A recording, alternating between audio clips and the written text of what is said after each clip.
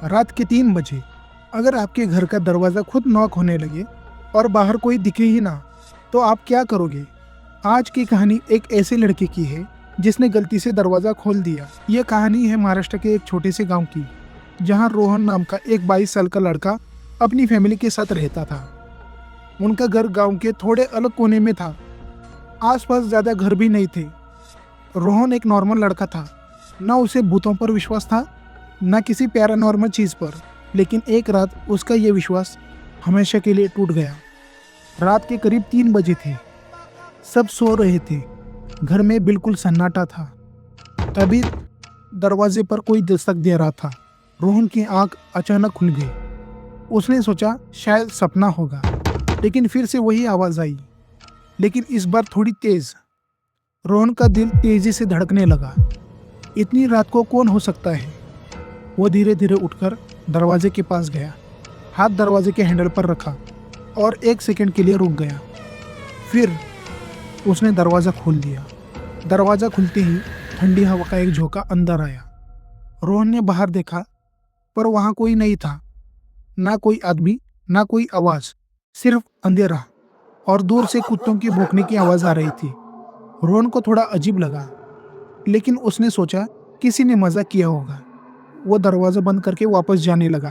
तभी उसे महसूस हुआ जैसे कोई उसके बिल्कुल पीछे खड़ा हो। उसकी सांसें तेज हो गई।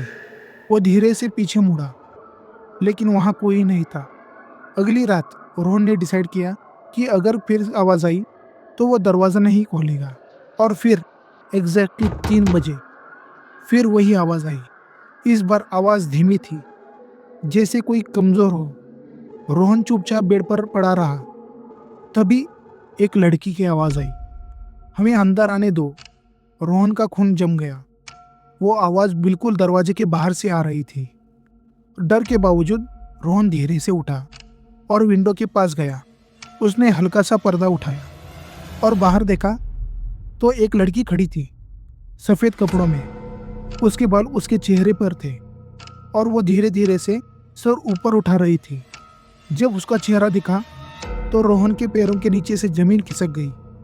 उसकी आंखें बिल्कुल काली थी और उसके होंठों पर एक अजीब सी मुस्कान थी। वो लड़की सीधा रोहन की तरफ देख रही थी और धीरे से बोली, तुमने कल दरवाज़ा खोला था, अब मुझे अंदर आने दो। रोहन डर के मारे पीछे हट गया। तभी दरवाज़ा खुद हिलने लगा, जैसे कोई ज़ोर से अंदर आने की कोशिश कर रहा हो। रोहन चिल्लाया, लेकिन घर में कोई नहीं उठा, जैसे सब बेहोश हो गए। अगली सुबह रोहन ने सबको ये बात बताई। तब उसके दादाजी ने कहा, इस घर के बाहर एक लड़की की मौत हुई थी। वो हर रात 3 बजे आती है और दरवाजे पर दस्तक देती है।